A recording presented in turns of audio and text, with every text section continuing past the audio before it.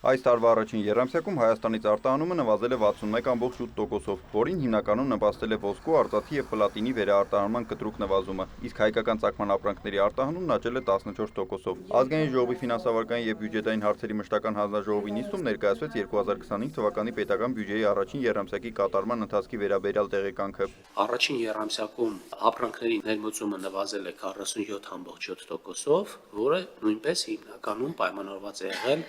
վերաարտահանման կտրուկ նվազմամբ։ Առանց վերաարտահանման ազդեցության ներմուծման աճը կազմել է 7,4%։ Մի փոքր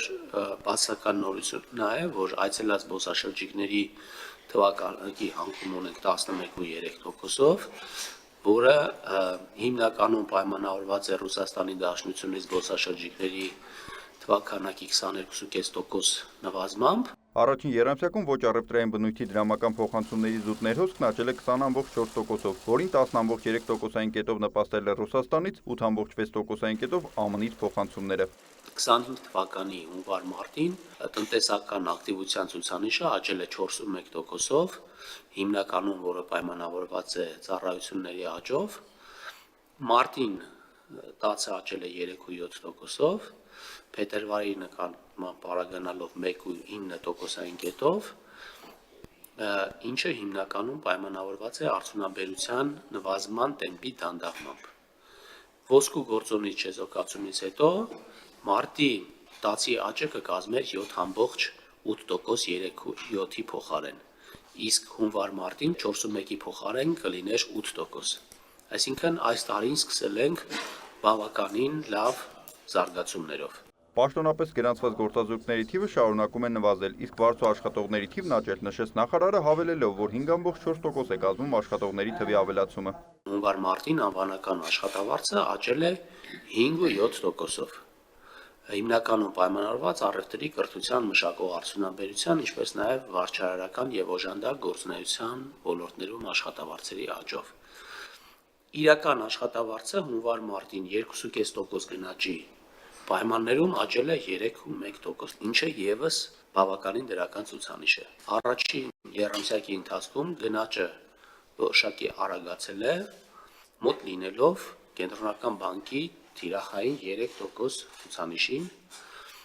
և 12-ամսյա գնաճը մարտին կազմել է 3,3%, միջին գնաճը 2,5%, իսկ բնականոն գնաճը 2%։ Առաջին եռամսյակում պլանավորված էր 585 միլիարդ դրամ եկամուտ, 818 միլիարդ դրամ ծախս, 233 միլիարդ դեֆիցիտ։ Եկամուտները կատարվել են պլանավորվածից 2,1%-ով ավելի, սակայն ծախսերը թերակատարվել են։ Կազմել են 70,4%, արդյունքում մենք արդեն ավանդույթ դարձած ձևով առաջին եռամսյակում 233 միլիարդ դեֆիցիտի փոխարեն ունենք 21 միլիարդ հավելուրդ։ Եթե մենք տարեկան մակարդակով